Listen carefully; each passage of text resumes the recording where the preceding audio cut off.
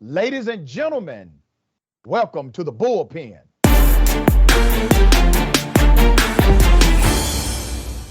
All right, in the Bullpen today, we have Kira Davis, host of Just Listen to Yourself podcast and editor at large for Red State. We're going to chop it up about racism in our school system. We're primarily focusing on K through 12 education. That conversation may go beyond that, but that's at least the genesis. Ms. Davis, thank you for being on the show. How are you? I am great. Merry Christmas, and thank you for having me on the show. Merry Christmas back to you. I don't want to presume what you know or believe about racism inside of our school systems throughout the country. So if you would, give us your sentiment, and then we'll get into it. Yeah, well, I've long held that our public schooling system is very broken, and that it's a great example of systemic racism. I think we both agree that there is a school to prison pipeline that feels like it's aimed directly at Black youth, particularly young Black men. So I started my journey into education as the director of an after school program in Gary, Indiana in the mid 2000s. And it really opened my eyes to a lot of the challenges we have, specific challenges we have in the Black community when it comes to schooling. And I don't know that I think racism is as blatant as other people do. I think it's systemic, which can often appear as other things. So that's really where I stand on it. You know, my dear sister, I got to tell you, I thought this was going to be more of a debate, but this may be more of a discussion about similarities and maybe some nuance as far as solution, okay? So I was adopted by a school teacher. And that school teacher, she is still a school teacher today. I just got off the phone with her about 3 hours ago, right? The issue is systemic. I agree with you 100%. Now, let me make a statement. I want to know how you feel about this statement. You know, when people say a school is bad, right? This is a bad school. And we have generalized the conversation around good school, bad school, good school, bad school. I say that really there's no such thing as a bad school. Schools are typically a reflection of the socioeconomic environment that surrounds the institution. 100%. Okay, you agree. So follow me on this track, all right?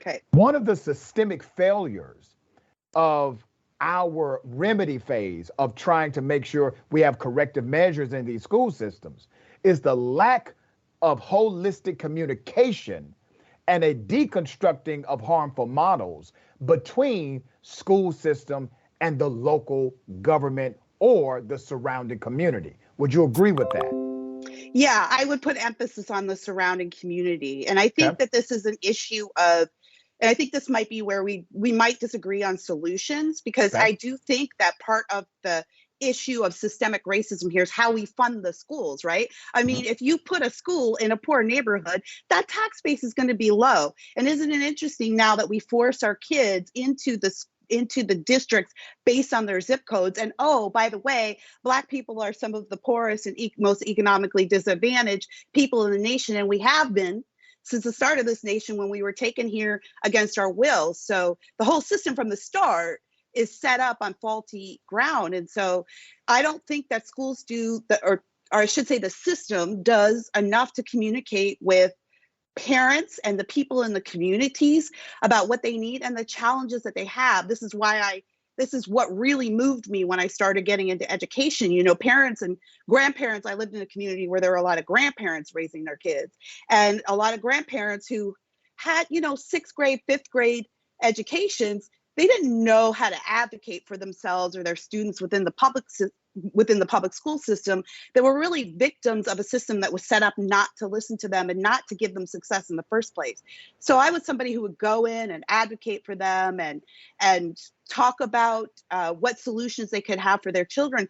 But I found 9 times out of 10, their concerns were dismissed. It was always, well, we just don't have enough money, or we just don't have the infrastructure. I mean, I'm talking years and years ago. I'm talking like 20 years ago. This isn't like 5 years ago.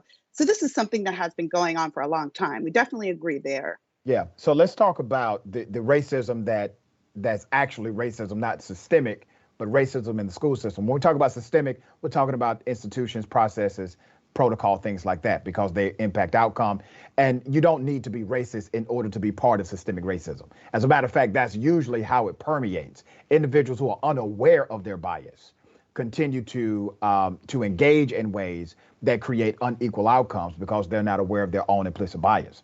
But let me ask you about the rise of Black children committing suicide in the United States of America. A recent study came out that did a survey set from 2018 until now, showing that the fastest growing group of suicides in America are Black children under 13. We've covered some of them on this show, Mackenzie Adams, and some others, who a 9-year-old girl committed suicide because of racism in the school. But it wasn't just racist bullying. Racist bullying happens. That's a real thing. According to all of the reports connected to these suicides that we've covered on Indisputable, it was also the inaction of the administrators who refused to provide an appropriate remedy to protect that child in that situation. What are your thoughts about that and the increase of it in our school systems? Well, as a parent, I definitely find that to be heartbreaking.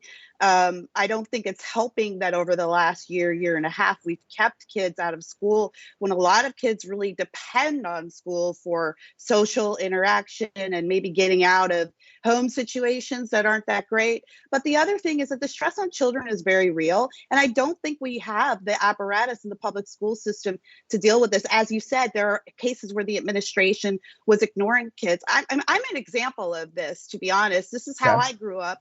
I faced a lot of racism as a child growing up in an all-white area. And I was called the N-word first day of school at 6 years old and heard it basically every day. This was in the 90s, different place, different time. And when my mother and I would go to the administration, the answer was always like, look, hey, if we don't see it, we can't do anything about it. You know, it might be different these days to a certain extent, but so I understand. But it's not, sister, it's not different according to the stories we've covered on Indisputable. This is a grossly systemic failure. But I also know that one of the things I did have that was helpful was a support system outside of school that allowed me to learn how to cope. And I think part of our issue here is that we're not giving Black children the skills to cope with the realities of the world that they're dealing with and the world that we're living in. Again, I would think that this is a systemic failure.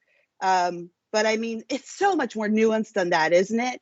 I mean, this goes back to, why didn't I choose the route of suicide?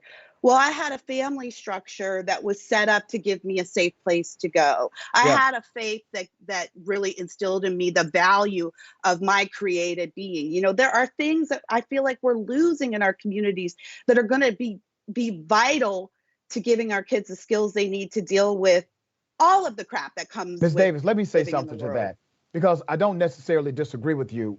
God bless you. You had a support system. You had a mechanism in place that could provide some assistance, to some guidance, some wisdom in whatever you were going through. Now, that's outside of the realm of policy and government. In this realm, because the government takes my money, the government takes your money. Yeah. There are some things that the government cannot correct. There are some things that the government cannot create a policy and fix, but there are some things it can. So we can talk about the ethics and the family unit and family structure. Great, that's a fine discussion. But when we're talking about policy, government has no control over if somebody wants to stay in a family unit or not. They're grown. If they want to leave, they can leave. If they get divorced, there's a legal divorce process. That's not something that policy will solve. But policy can, however, solve the issue of having an appropriate protocol in place when there's racial bullying. You know why? Because when white students were being bullied in the United States of America, they got with Dr. Phil, Oprah, celebrities, entertainers. They had a massive anti-bullying campaign in this country that connected to actual school board policy, and those policies were implemented into administrative law. And guess what happened in this country? Bullying went down significantly while racial bullying started to increase. We have failed to do what we did for white students being bullied. We have failed to do that for our black children. This is where we might agree and disagree. So okay. I think we both agree that I agree totally with you. Like, we have a policy issue, no doubt. I think the solution is releasing parents and students from schools that force them to stay in these systems that take years. And I mean, the solutions you're talking about took years to get to. And our children don't have years. This is why I'm a big advocate of funding students, not systems. Give Black parents the chance, the opportunity to say, you know what? This school is failing.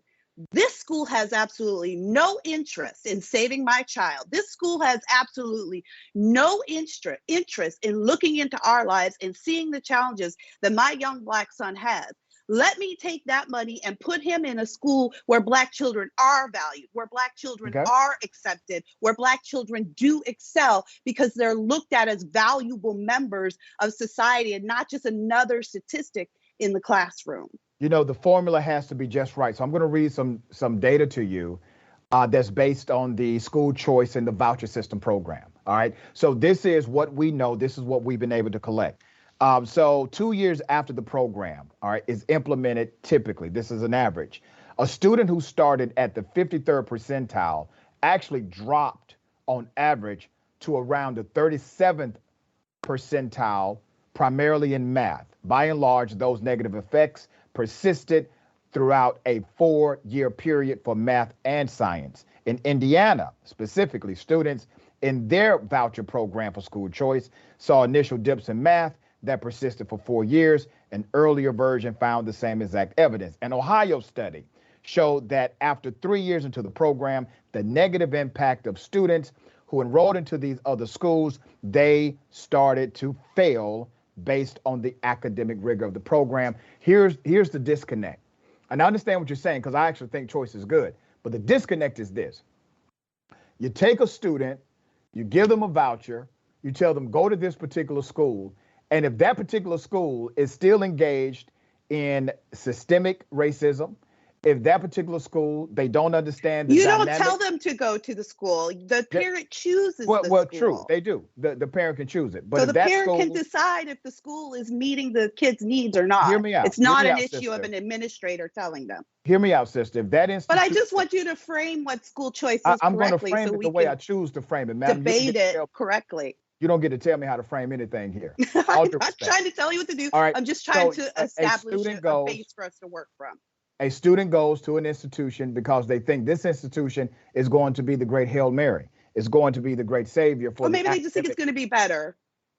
Not a Hail Mary, but better. Okay. According to the data, you're wrong. I'm not wrong, and actually, the data. Cite the data back to me. Cite the data. You have to tell me what districts these data are from. Louisiana. I'm going to go ahead and cite it to you. Louisiana. Madam, I'm going to cite it to you. You asked me a question. Right, but we're not arguing about. Madam, you asked me where's the data coming from, what district it is. Asking for the same thing, that students have a choice in their future. I got you. You did pose a question to me. I'm going to answer that question. The numbers that I'm citing for you, you can find this at Chalkbeat. You can also find this number at U.S. Department of Education and the Louisiana Department of Education, the Indiana School District School Board, Ohio Department of Education, and the D.C. Department of Education. That's where my numbers came from.